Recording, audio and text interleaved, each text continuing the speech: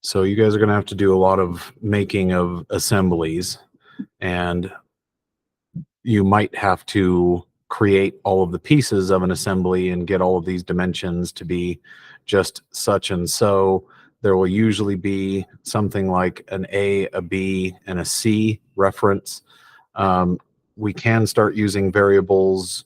Those are things that we don't necessarily have to do right now for the sake of just efficiency. You might need to make a lower base and an upper base. They are probably going to be different sizes, but maybe not. They might be different widths. Those are things that you want to pay attention to. So in this case, the lower base is 6 inches long. Very important distinction, because I don't remember if this actually specifies in the question, but these are in inches because millimeters don't make sense for this. So we'll remind you guys how to switch. Yeah, they don't actually say in the instructions. Okay.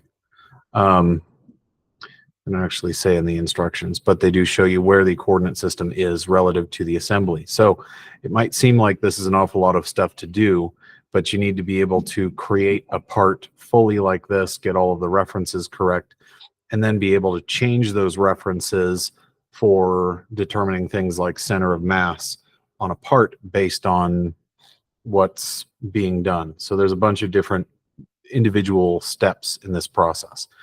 So where to begin? You start by picking an individual part. This rod is a good example of a starting point, and they want to know based on some value, and there'll be a question usually at the beginning. Something like, okay, so A is 20.5, B is 6.5, C is 36 degrees, and you want to use AISI 1020 steel for all components, and each base has a 0.025 inch internal radii. So we're going to have to account for all of those. And the shaft is going to be centered in the assembly horizontally, left to right, and vertically, up and down, between the two bases. So that's an important aspect to get correct so that you don't have a whole lot of wonky going on. So they give you the individual examples, and I've blown up those photos down below so that you can see everything, so that you guys have a reference point. And then it says, what is the center of mass illustrated? Also, the all holes are through holes. Very, very important aspect to this. Without getting that right, this can be a royal mess. So things that you want to keep in mind as you're going through, and you'll see minus 1.35 or positive 1.35. So there's some easy mistake to make there. And then whether it's 4.25 or 3.75 for the Z. So it's not too far off that you will get an answer for this. Sometimes they'll leave one dimension or something out, and the only thing that you guys can really do is make sure all of the other dimensions are exact, and then fit the remaining dimension as best you can, or take your best estimate as to what it might be. All links are oriented at the same angle, angle C. So those are important. So 36 degree relative to the shaft is the key there, and that's what this image down here is trying to show us right here. So C, angle C here as well, angle C here, and angle C here. Okay, so we need to make some parts. So we're going to switch over to SolidWorks and start working on those. This is attached to the announcement, so you guys can find it for your reference.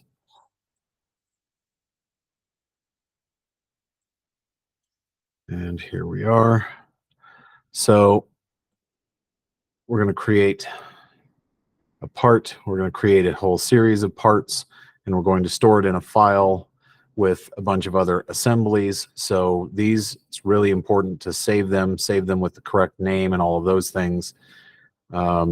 So we're going to save that as, and I'm going to go ahead and use the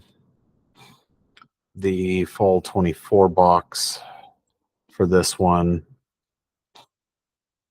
And we're going to say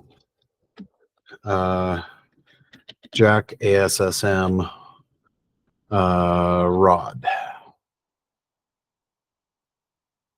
Okay, we're going to create a sketch. We need something like right plane for this one. And we need 2 circles in order to create this. Why am I doing that? Because we have 2 different diameters that we need to account for in this process. Okay, that's not so bad. So smart dimension. And based on our example here, move this so I can actually see it. Based on our example, the ID is going to be up. Before we do that, we're going to switch from MMGS to IPS, inch pound second. We're going to be very mindful of this. Got to edit this sketch. So we can type things out in inches, but in case we forget because we're stressed in the middle of taking a test or something silly like that, we want to simplify things and reduce the possibility of dumb errors like dimensional issues. So 0.375 inches.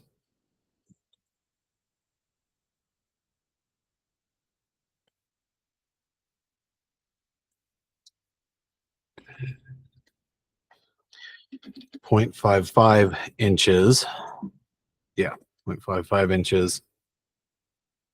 Okay, that has captured all the detail that we need for the center shaft for the jack. And we're fully defined. So we can do, in this case, the easiest and most time efficient is going to be a mid-plane extrusion. So we need to reference B first, and B is going to be 6.5 inches from sketch point, from sketch plane, mid plane, 6.5 inches. Selected contours is going to be both. Okay. We need to do another extrusion referencing that same part. And we need to just select the inner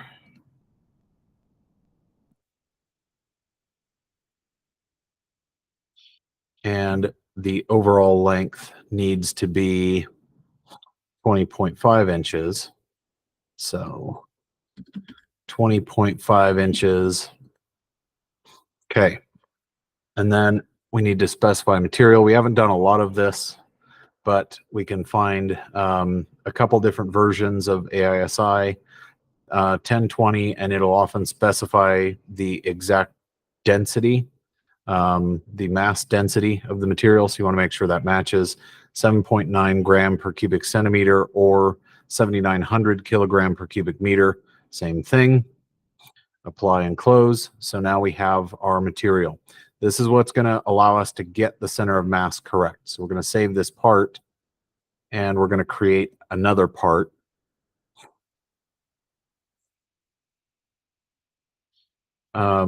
This one is going to be our second part, the piece that rides on it.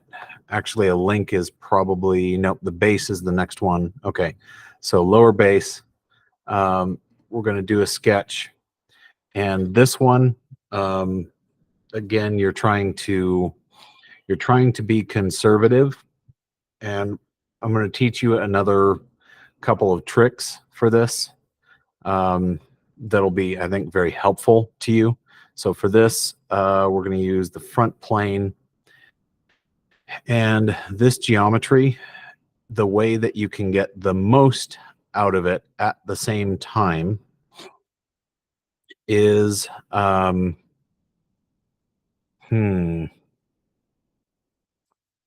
There's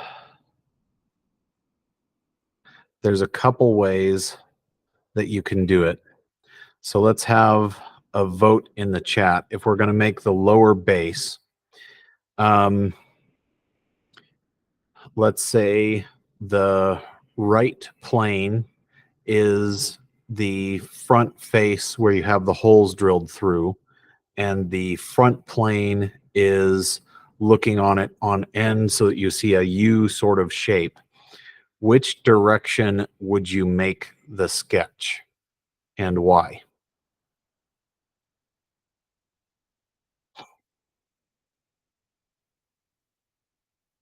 For making the lower base, the right plane is the sort of frontal view of the part. So the right plane has the holes drilled in it. The front plane has a U shape. Which one would you make the sketch for and why? I know what I've done in the past, but I want to see what you guys think.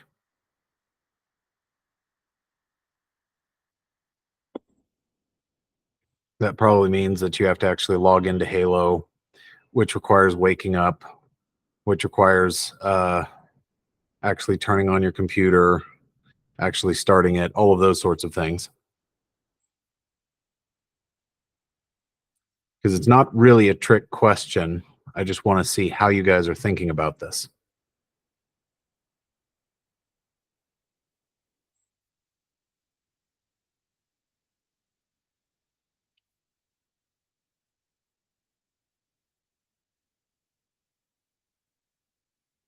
Since some of you, I'm sure, are mostly just asleep, we'll go to this view. So the right plane is this front view with the holes drilled in it. The front plane is this view from the end. Which direction do you do the sketch from to be the most time efficient and why?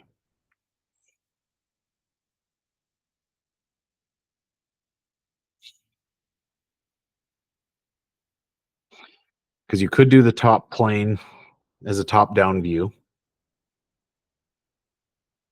but what is the one sketch plane based on that that can get you the most detail the fastest?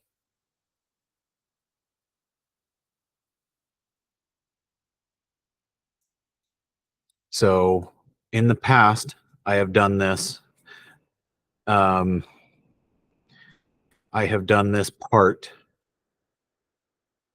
from the front plane where I make the U shape and then do another sketch and do a bunch of cuts.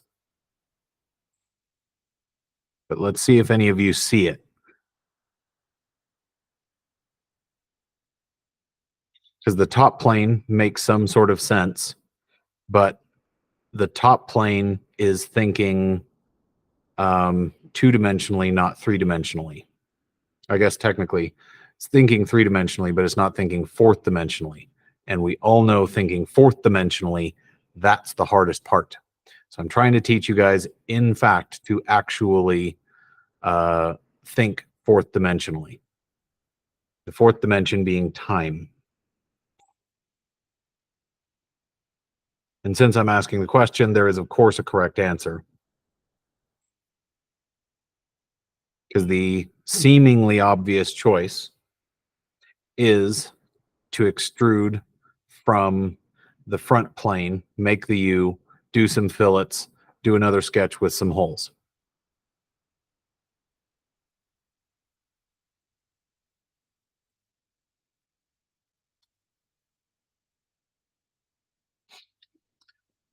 So, could you do it with one sketch, that whole part?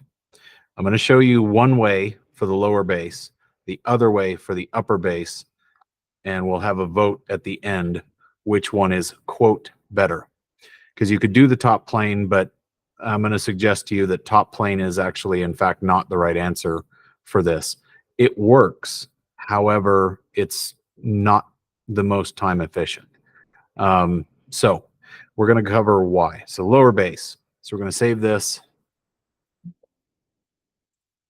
Yeah. I don't care.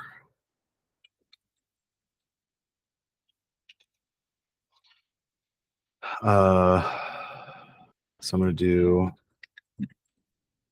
jack lower base. Just save the file. I don't care. Last thing I need is SAS from software. All right. So we're going to do this one way. We're going to do the way you guys suggested. Then on the upper base, we're going to do it differently. The upper base is the same length, but it is a different width so that it can accommodate internal versus external dimensions of the connecting bars that are used. So when you do connecting bars and you stack them up, they have widths. That width stack becomes a tolerance stack for your other part. You need to be able to accommodate what that width is so that either the bars go inside or outside the jacking plate or the upper or lower base.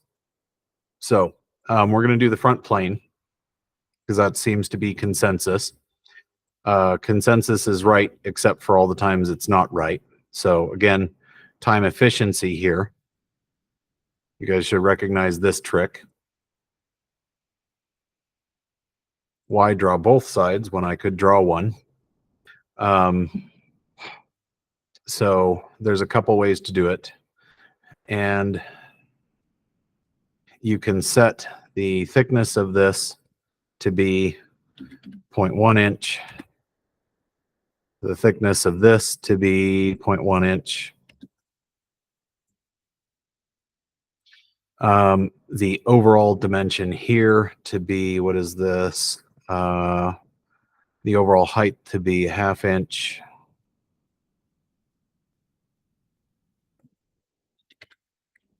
0.5 inch. And the half width to be exterior dimension 2.7 over 2, because math is way too hard today. All right, so we've got our base. We do our trim entities here.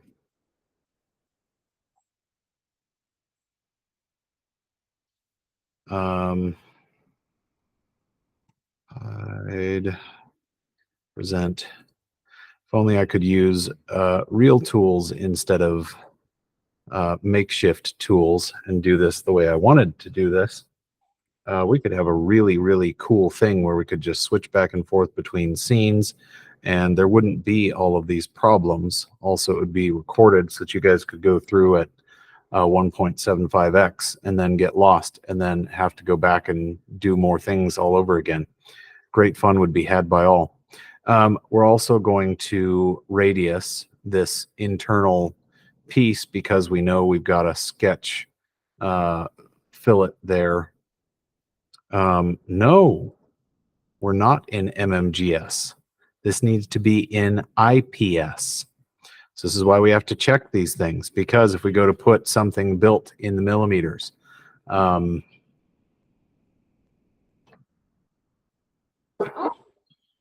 we've got a problem. 0.1, 0.1, 2.7 divided by 2.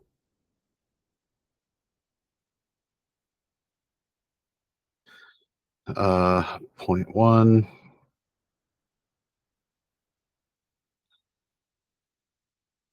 0.5. There we go. All fixed. Much better. Stuff you got to pay attention to. If not, you end up in a world of hurt. So sketch fillet.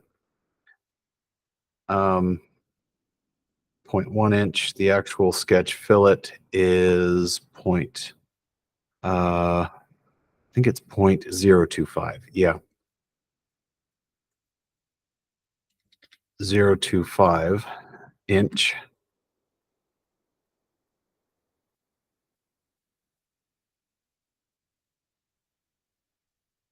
Is that right? Yeah, 0.025. Okay. 0.025. No, no. Why? Why? Why? Why? Why? Why? Why?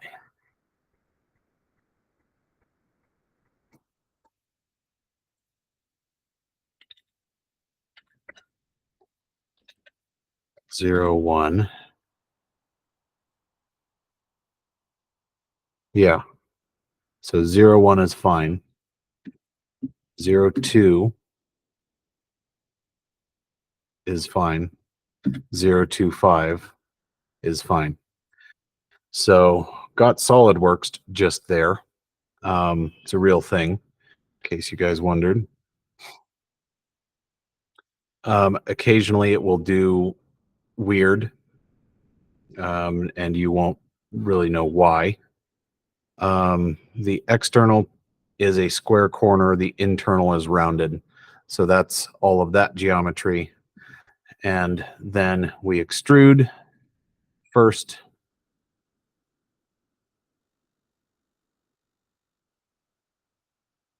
And sure, mid plane, why not? Total length 6 inches. Total length 6 inches. Now we've got to do those fillets. It's going to be easier to do the extrude cuts first. So we're going to do a sketch on this front. We're going to make circles. And we could do another one, but it's going to be, again, time efficient to have a center line and do a mirror for this. So this smart dimension is halfway. So it's quarter inch, 0.25,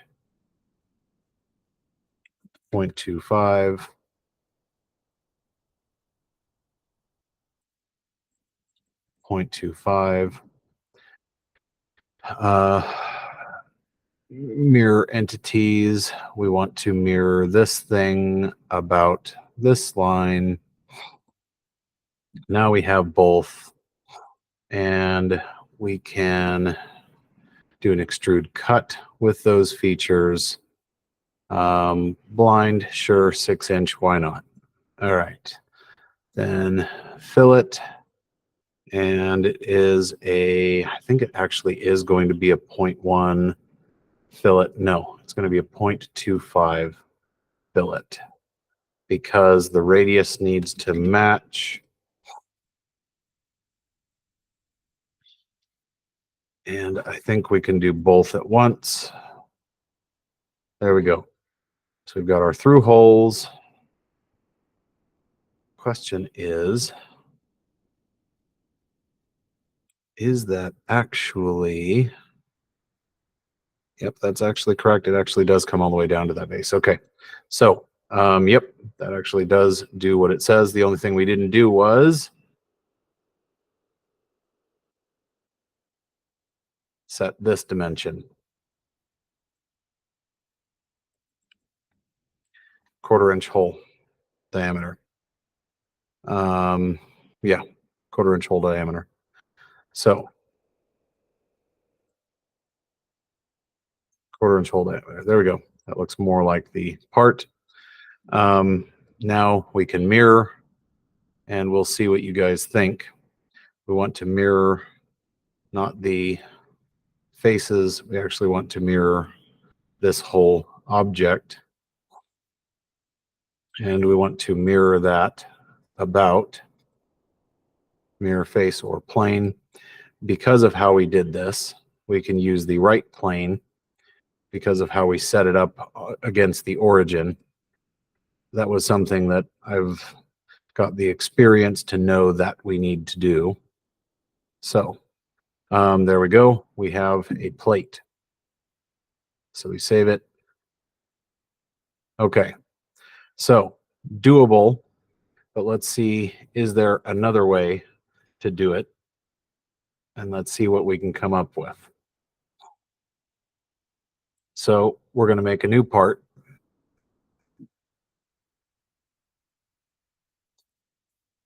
And in fairness, like I said, this is one that I didn't exactly do beforehand. So this time I'm going to use the right plane. And I'm going to do, again, a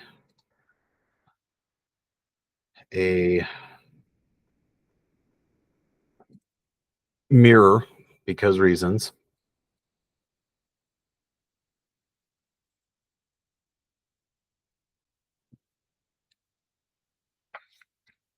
Anybody already have a vote for method 1 or method 2?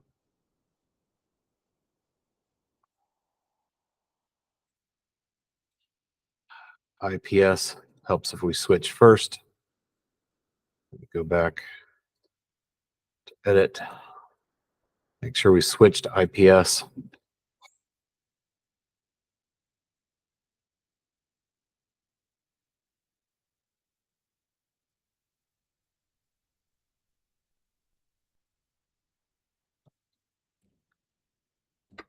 Three inches. These are still going to be 0.25.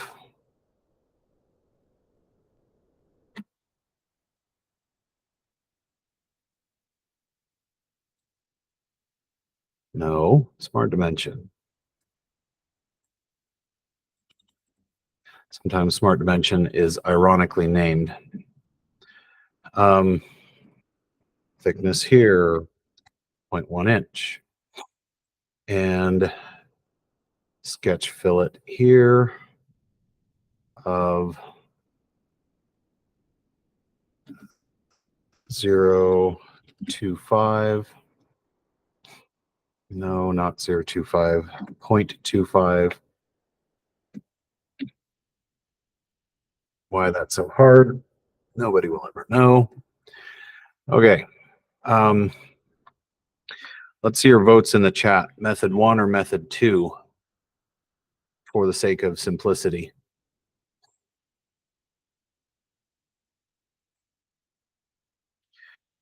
This one,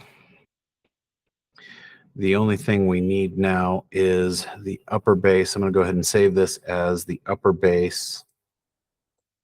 Save as upper base.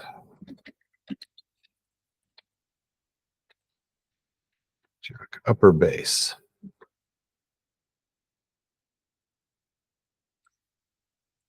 Now we do an extrude. We do, I'm going to reverse the direction. I could do mid plane. I'm going to have to do a couple extrudes either way, but I could do mid plane actually, and I could go all the way out to 2.5.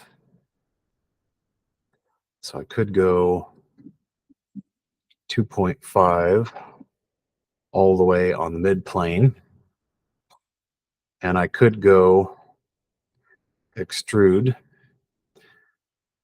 same sketch.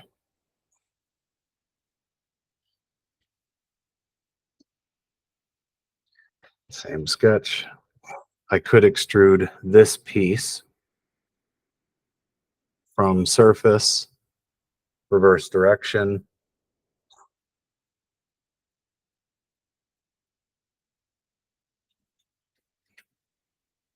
Point 1.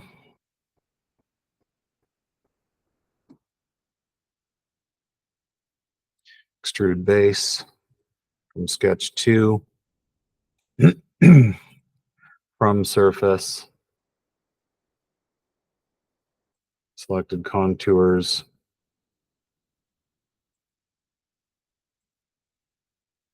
and then I could mirror the entity,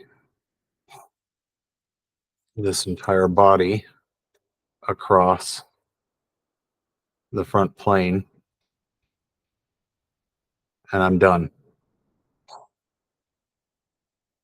Okay, so let's take that vote again.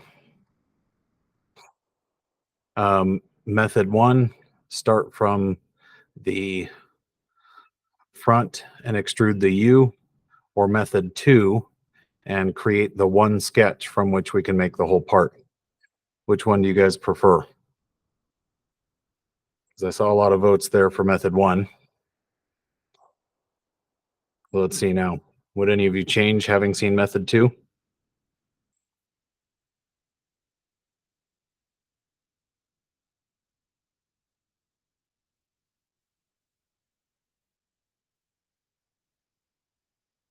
Because it comes down to what are you going to be able to be most efficient at the end of the day. But that's two different methodologies for making the same part. To create each sketch takes more or less about the same amount of time. If you have to create 2 sketches, you have to create twice as much work for yourself. So the only thing I didn't do, I was seeing if anybody caught it. The only thing I didn't do was what? Oh, I did dimension that one. Okay. Nope, I didn't dimension this. Oh no, it's the wrong inner dimension. Now it's corrected on all 4 corners. Wanted to leave that in to show you how simple it was to make an adjustment to the sketch should something arise and you need to make a change.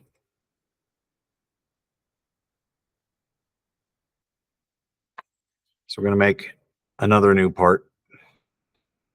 There's a long pin and a short pin. So it's very important.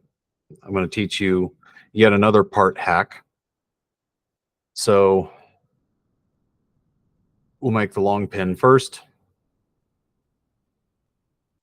For this right pin, that's going to make the most sense. End view for something like a pin is usually going to be the most sensible. And then we're going to do a semicircle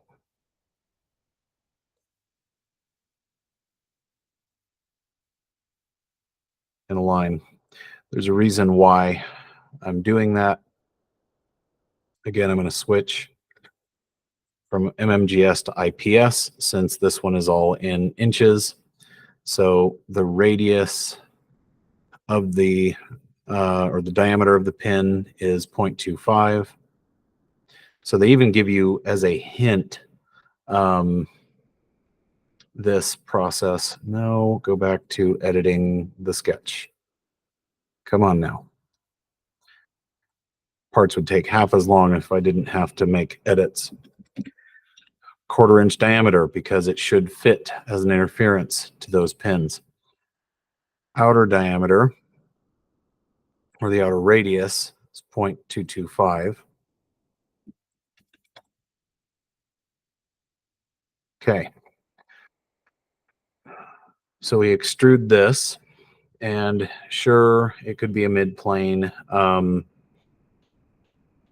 Really what you want to do for this is, again, take advantage of mirroring and symmetry where you can. Instead of having to do all the operations, you do the half length. So 2.9 for the long one. These 2 regions, I'm going to flip direction because I want this to be at the end cap. So 2.9 over 2. Hit OK. Now I need a revolve from sketch 1, and I need to revolve this whole thing around this axis 180 degrees. Blind, end cap, mirror,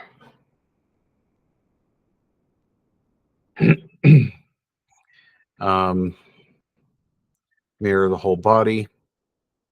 And this time we're going to use this face as the mirror, and we have our long pin.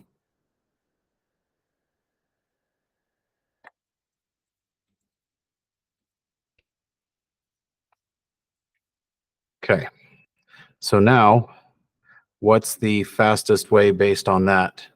Let's see in the chat. What's the fastest way based on that to create the short pin?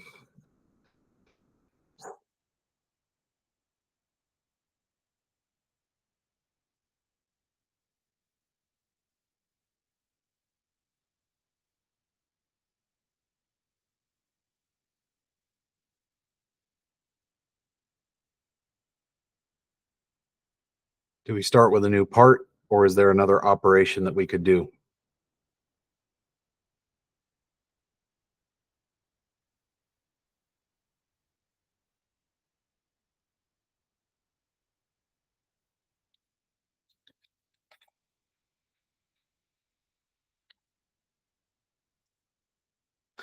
What if I just saved this as a short pin and I edit the extrude to be 2.7 divided by 2 and saved? Now I have my short pin. So then I only need one more part, and then we can make our assembly.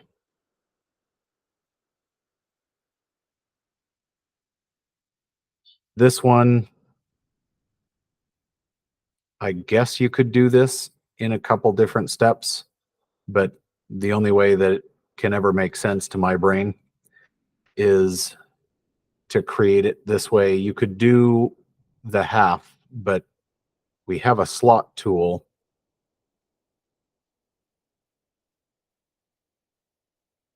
We can switch to IPS. We can edit this sketch, and we could say the overall length pole to pole needs to be 6 inches. We could center it just for the sake of mass. We could make the hole a radius, and they don't give you the height, but you actually know what the height is.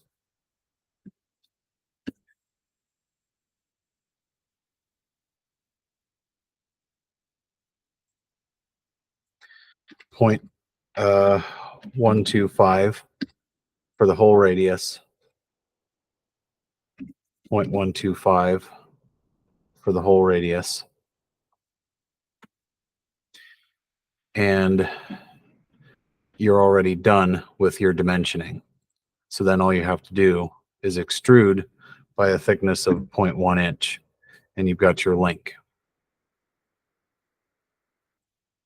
You could make a rectangle at the end, extrude the whole thing, but it's just a lot of extra steps because then you have to make more sketches and more cuts. All right. Now we go to make an assembly based on this. And there's a couple tricks that I'm going to show you in terms of how to set some things up. So I'm going to start from the lower base. I'm going to switch back to that. And we're going to say make an assembly from part.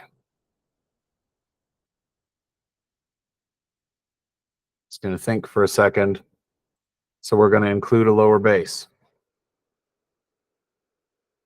We're going to include, we're going to insert some more components. We're going to need the rod. We're going to need the link. We're going to need the short pin and the upper base. So we're going to place the rod. We're going to place a link. We're going to place a short pin. We're going to place the upper base. We're going to need some more components. So we've already got the rod. We're going to need more links. We're going to need more links again. We're going to need another link. We're going to need another short pin. And we're going to need the long pin times 2. So the long pin,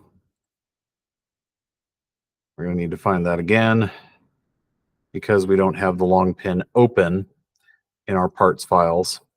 And there we are. So we've got all the pieces that we need except our last one. We need 2 of the sliding blocks, which is on the last page. So that one, there's really a couple ways to do that effectively. And the most effective way is going to be,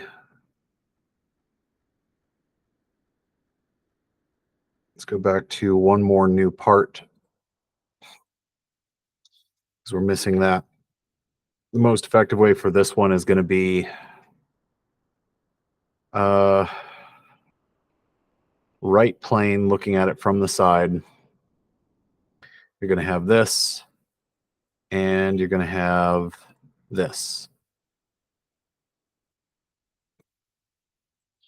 You're going to switch to IPS, go back to editing the sketch, and you're going to set up the block is a 1-inch cube.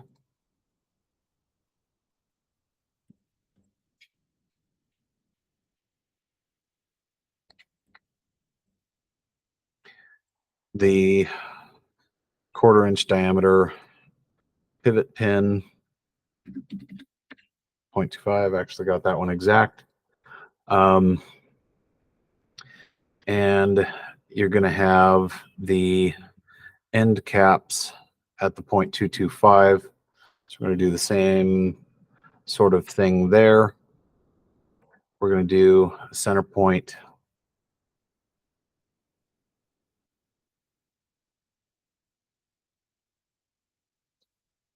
All right. So, number of different ways that you could do this extrusion. We're just going to start from this side because reasons, but we're going to go the opposite direction because of the simplicity of using this as a part. So the width to center line is 1.45. So the blind extrusion is 1.45. We're going to switch direction so that we're going back from the plane. Okay. We're going to do our revolve.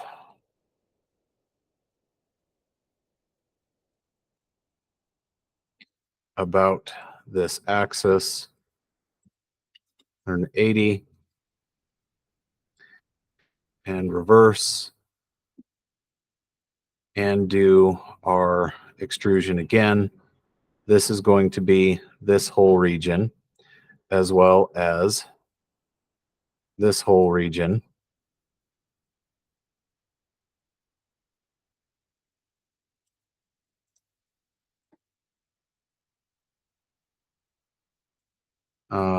Eliminate the contour because contours are never what you're trying to do.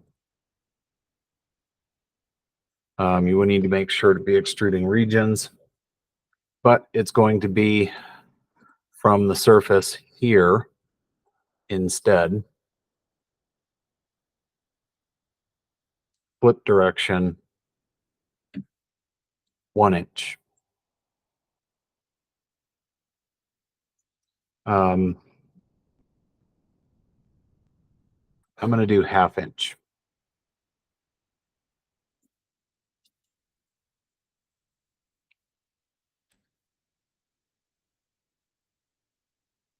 So we've got half our part. We're going to mirror this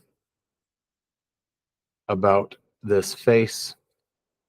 We're going to mirror the entire object about the face.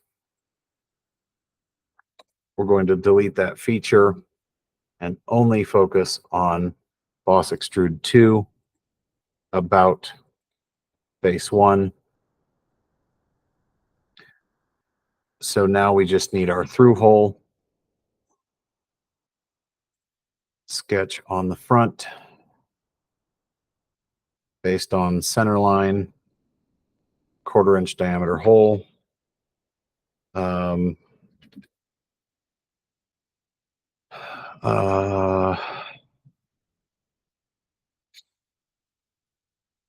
Is that one 1/4? No, that one's larger. 0.375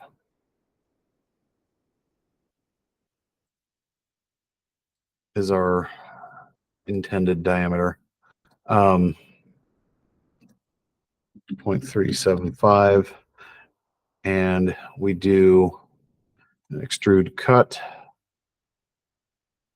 through all. Then we'll need a chamfer at either end. We have the specification for this. It is in fact 45 degree, and it is in fact 0.05.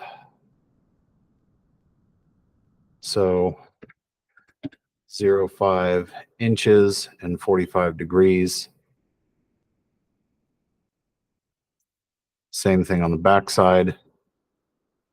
Chamfer 0.05 and 45 degrees. So now we save this.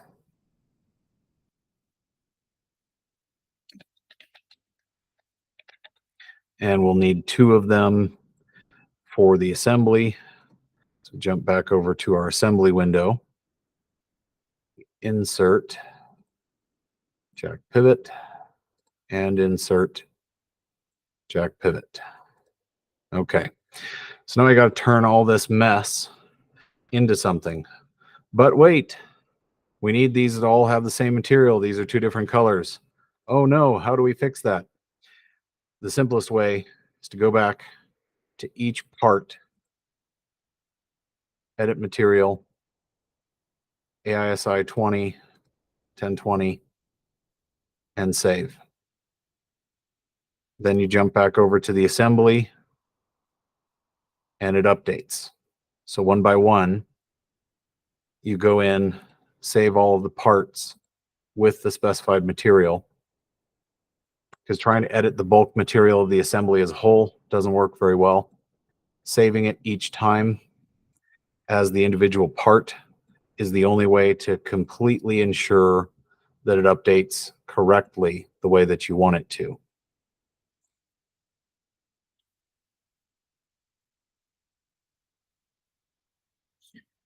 So you'll also need to open up the one that's not open. You'll see it in a minute. I go through all my open parts, save them. Check pivot.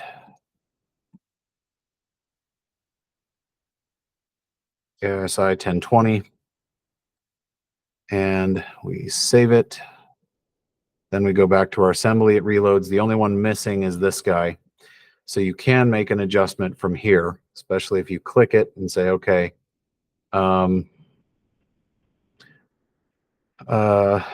you can edit materials from here, but it's not recommended because it won't always save correctly. So you go back over here. This is the short pin. You just want to reopen the long pin. Specify the material. 1020.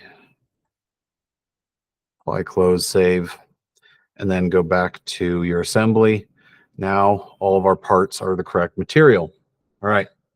So the next step for this is you want to make sure that you've got all of your parts. And actually, we're going to need more links than this because I think it's 4 per side. So we're actually going to need 8 links. There's a couple other things you can do.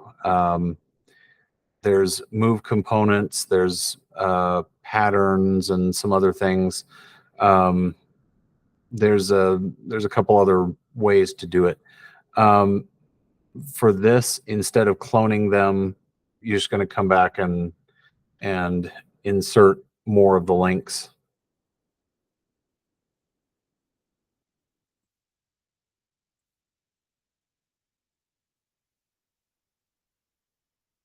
Because you have an upper and a lower link on each side times 2 sides. 2 times 2 times 2 thing going on. All right.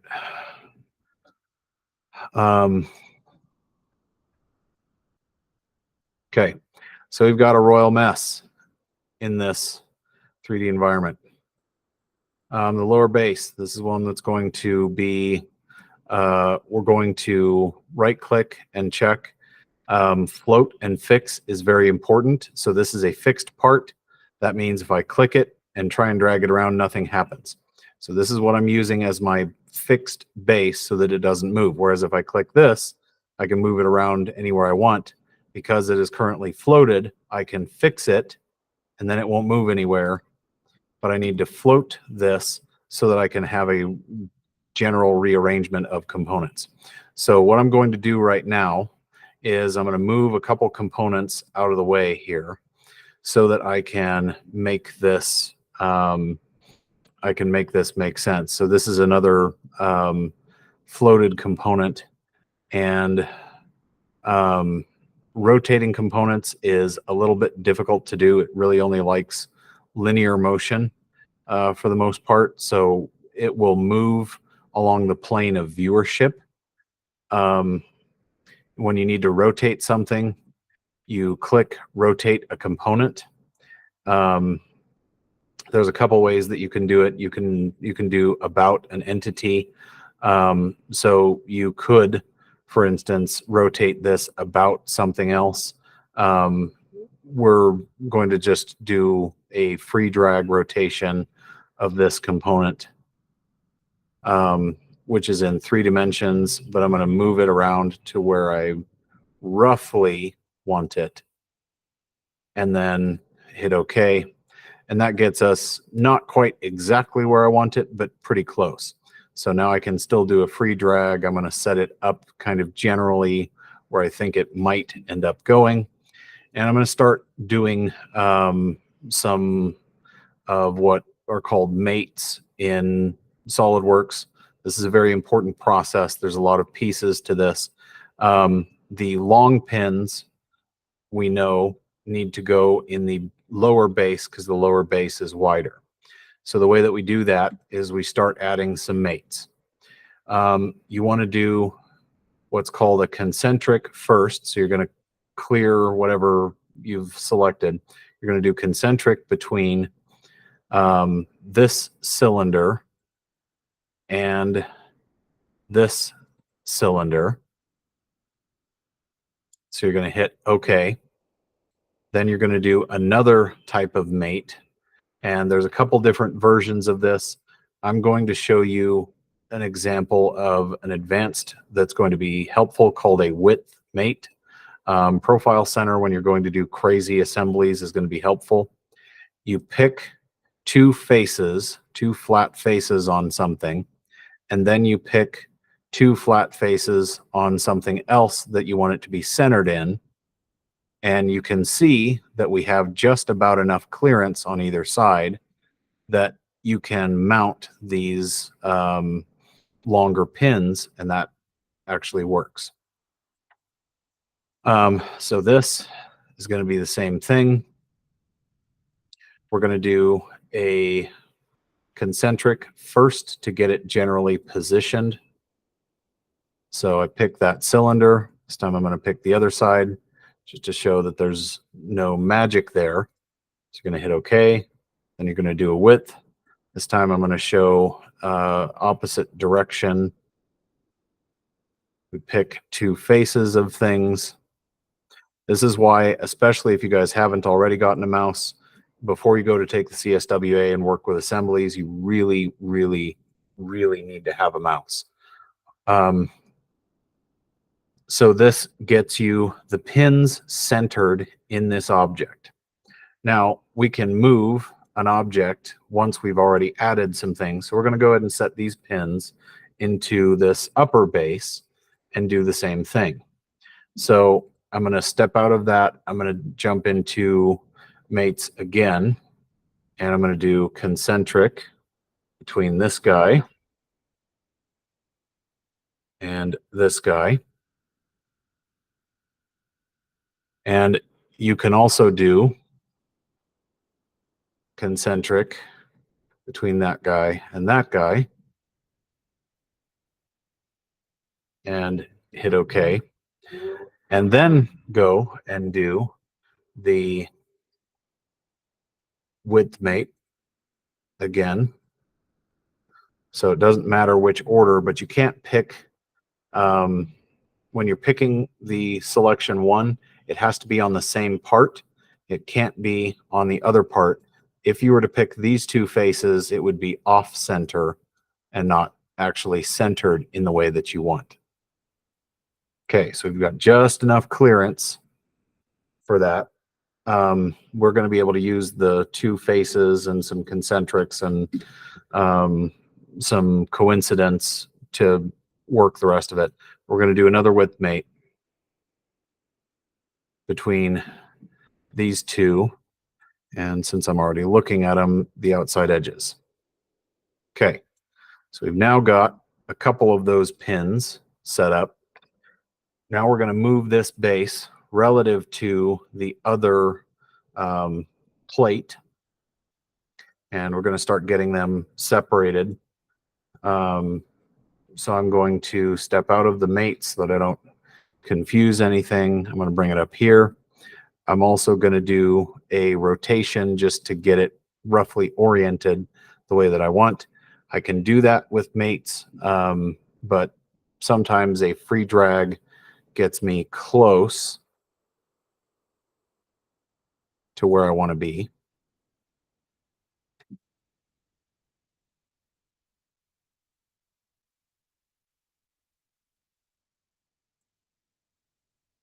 Okay. So now I have, at least relative to this other plate, I have established sort of the general angle. What I can now do is I can mate these two where the top surface is going to be parallel with the bottom surface of this. And I can hit OK. Now I've constrained one of the axes, so I can move this around in these two axes, but I can't rotate it any longer. So what I want to do next is, no matter where I am with reference to this, this is going to be parallel to that bottom plate. So that's going to help. It's going to help matters a little bit. I'm going to start adding in these links, and there's going to be a lot of concentrics as well. So I'm going to say concentric this circle and this circle. Okay, so now I have constrained one axis of this, and I can move my part around in and out, but it's always going to be, no matter where I have it, it's always going to be somewhere along this region. So how do I then define it where it needs to be?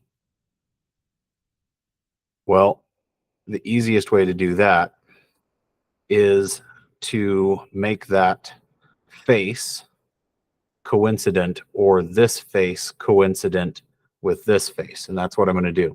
So I'm going to do a coincident between this face and this face and hit OK.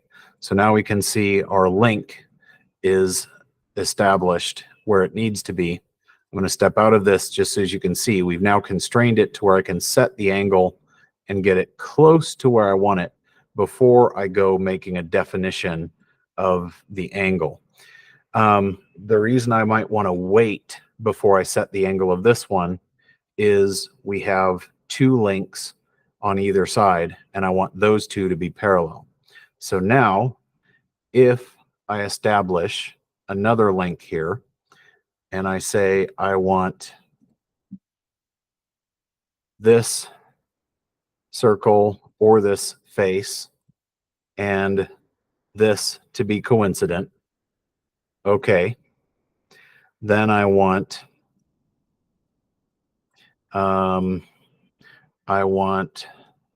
or to be concentric, and I want this face and this face to be coincident. Then I can move this part, and I'm generally going to need those two to stay together. They're going to be constrained by this guy, but I could add a constraint if I chose to. Now, there's a couple ways that I could do it. One of which is I could just say I want a concentric between here and here. Okay. And I need one more concentric between here and here. Okay.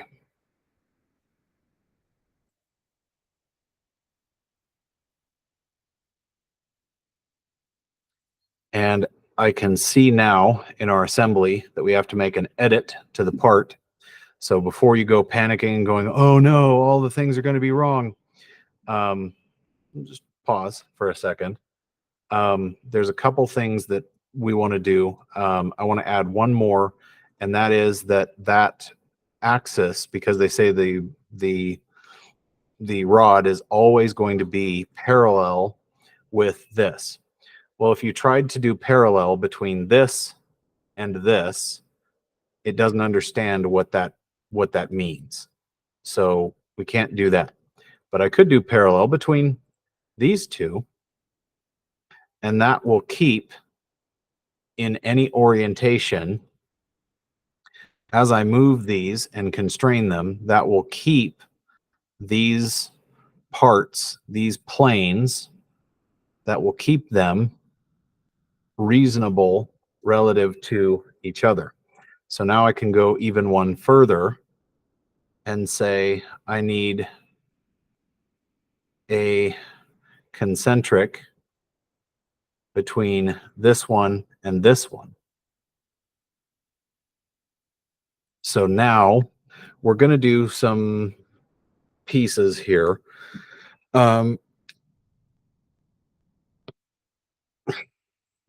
And the easiest way to do that is going to be one more advanced mate. And it's going to be a width, and it's going to be keep this rod centered at all time based on the lower base. Okay.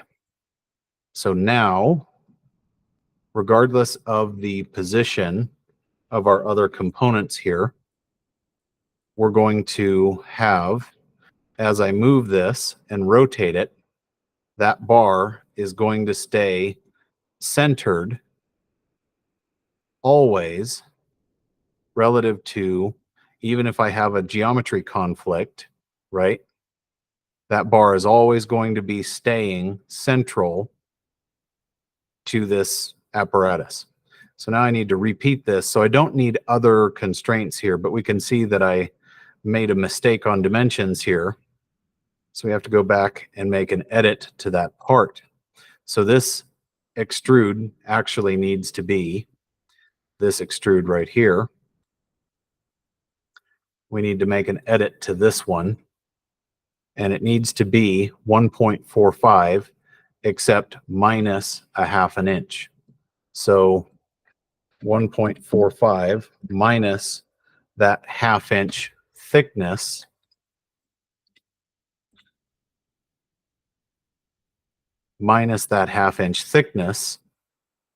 So now we need to make a couple of other edits. So the revolve is fine. The boss extrude here is technically still okay. The mirror is, if we edit this one, that one's still okay. So the mirror itself is okay. It's this cut extrude that we actually need to do an edit on. And it's not really the cut extrude, but it's the sketch itself. So we need to move this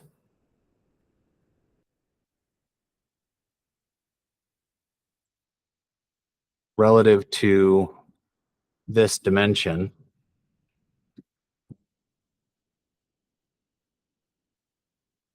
a half inch, then step out of our sketch and our part's corrected.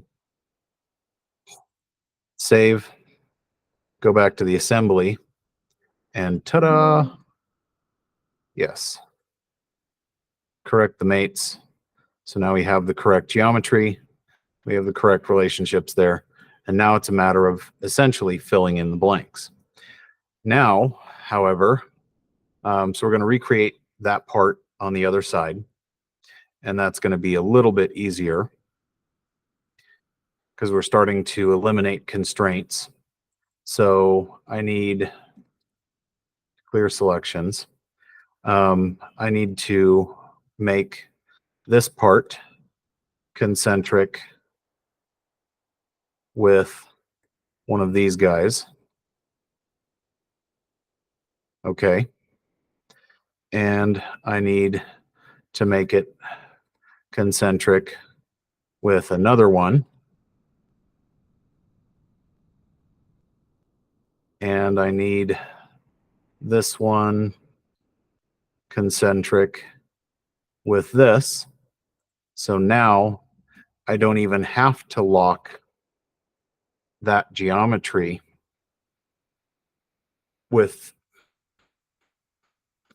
I don't have to lock that at all with being parallel because I've established that relationship already. So otherwise I would be in an over definition situation.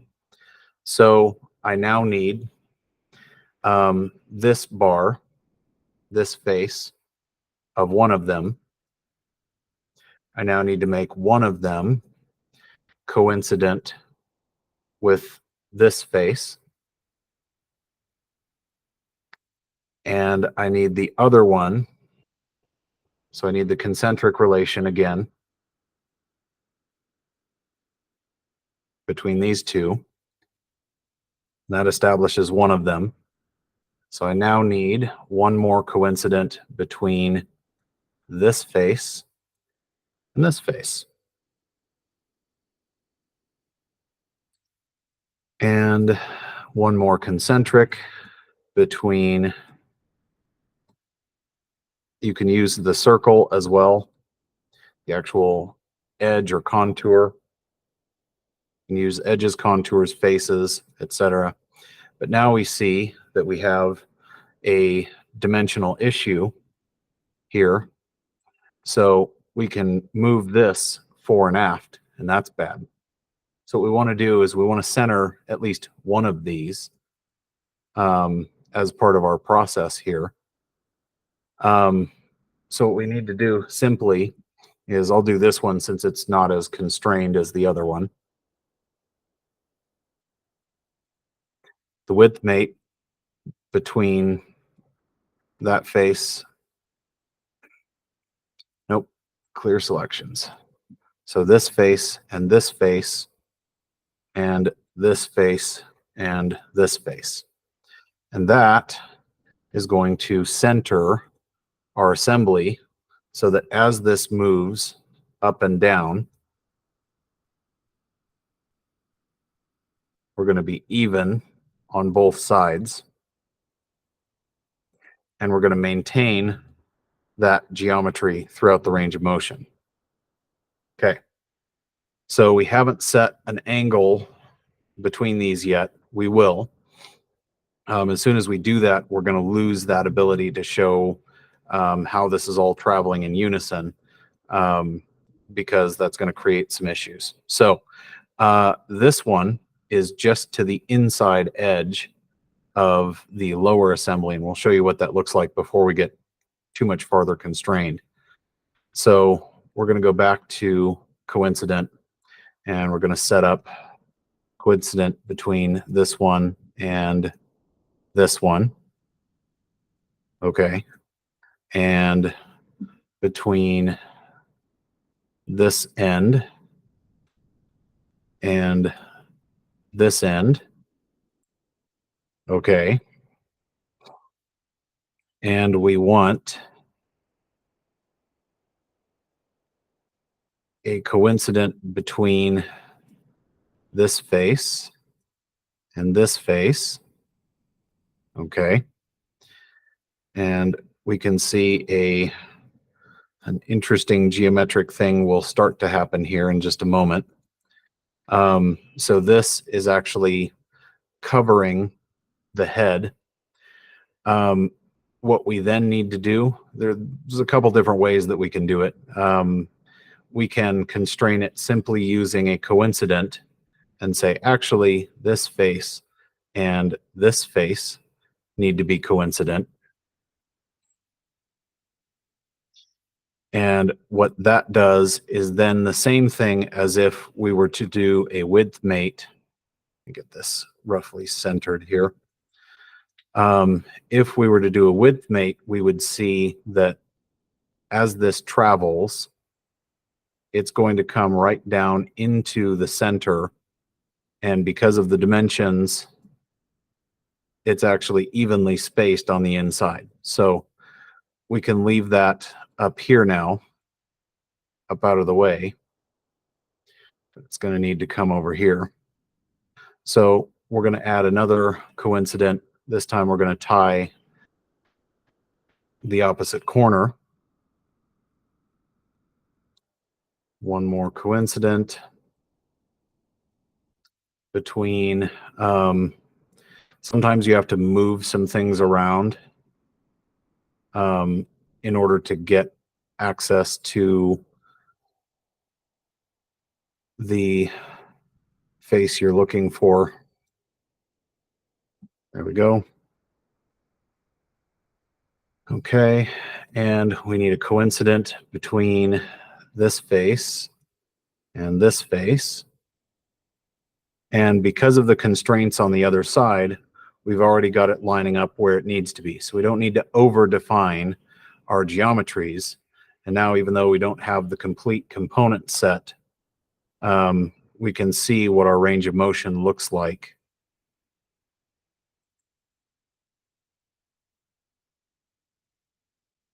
So we've constrained things properly. We're not binding and doing weird things. We need to simply then add concentric here between that edge and this circle, and another concentric between that circle and this one. One more coincident between, let's do this face and this face. Okay. And our last one is going to be another concentric.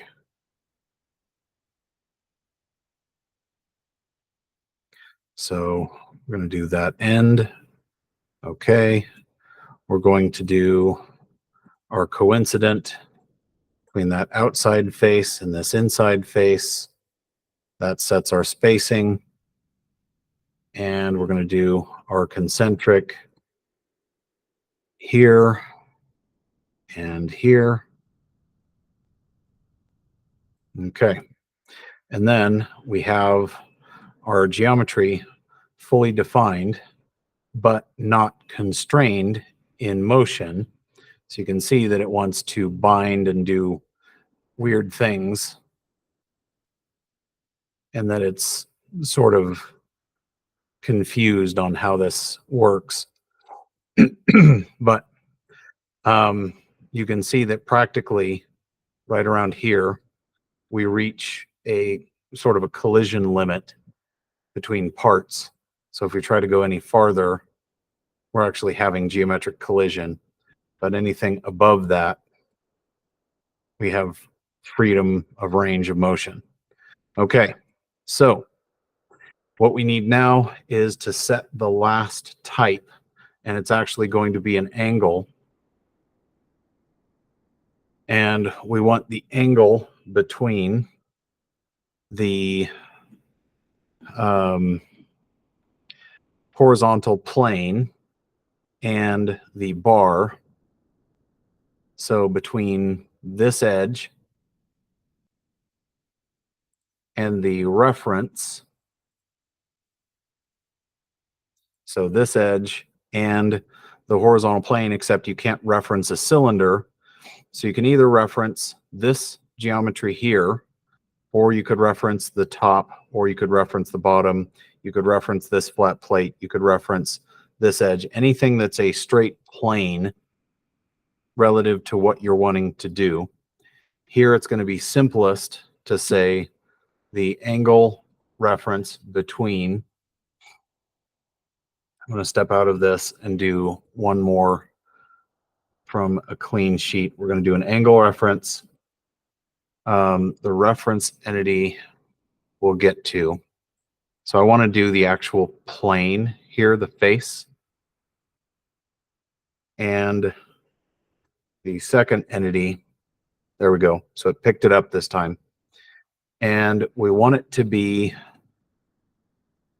for us, C is 36. So 36 degrees.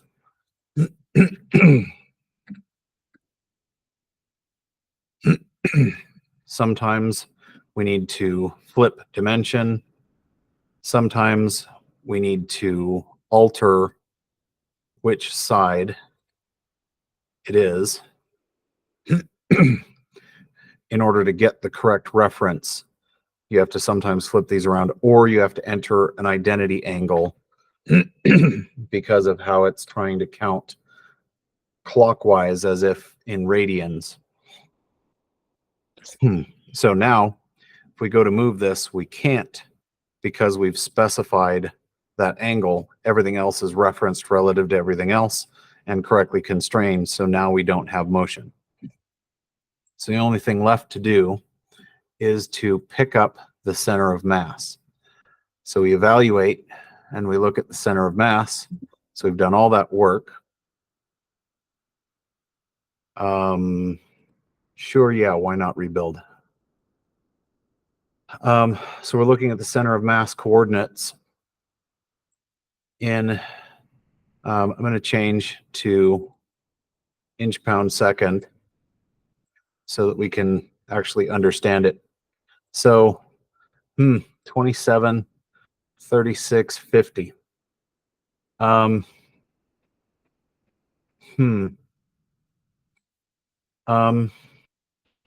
27, 36, 50.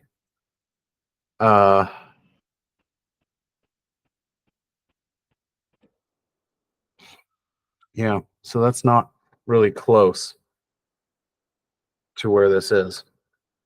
Okay. So that's not close to our answer choices. Okay. Based on that, we need to pay attention to the reference angle or that reference coordinate system. And we need to insert a reference geometry, a coordinate system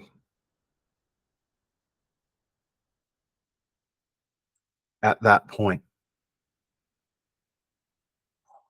And they show the x-axis, x is red. So we need to rotate this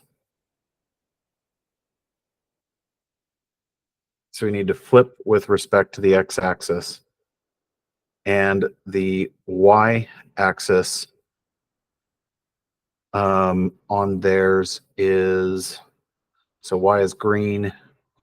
We need to not rotate with respect to the y, but we need to rotate with respect to the z.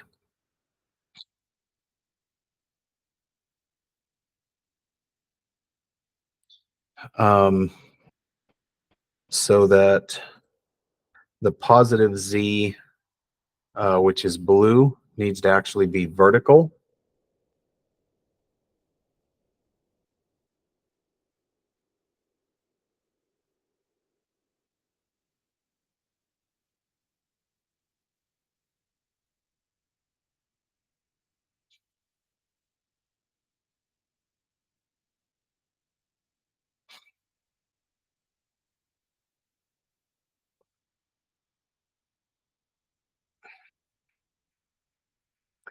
So sometimes we need to come in and make manual adjustments. Basically, what needs to happen is z needs to point up. So blue needs to point vertically. So it needs to be minus 90 here. And then y, we need to rotate actually about z to bring the x in the direction that's needed. So the positive x needs to be out away from, needs to be 180 degrees. So the positive z is the blue. Positive z needs to be up. The x positive axis is red, needs to be out away from the part, and the y needs to be this going along the length of the part based on their reference. So this reference coordinate system 1 now looks exactly like what they have. And now we come in to do our evaluation and our mass properties. And this is still displaying in millimeters. Because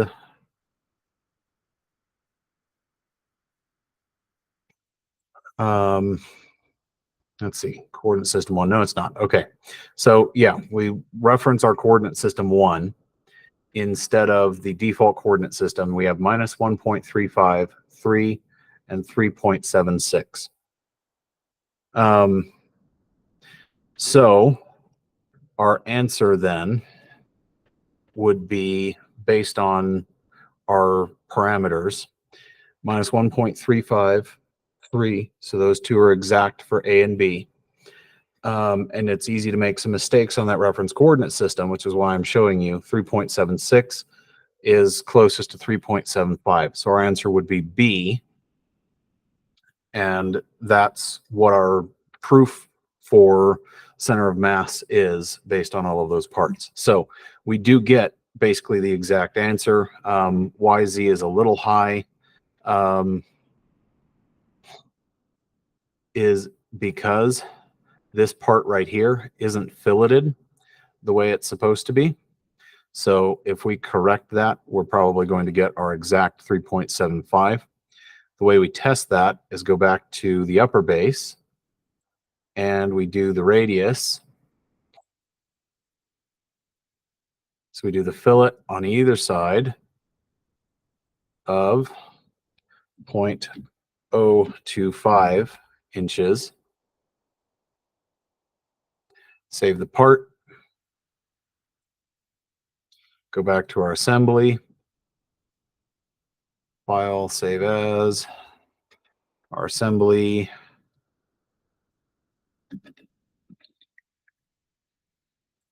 Check assembly 1. And now you have an idea why the total time length for the test can be about 3 hours. So we're going to look again at our mass properties relative to coordinate system 1. All right, so we're not appreciably different in Z. Our actual mass is about the same. It's not much change, but we're pretty close to the exact answer there. So we've got what we're looking for in terms of references, and that's how we get there. All right. Questions on this?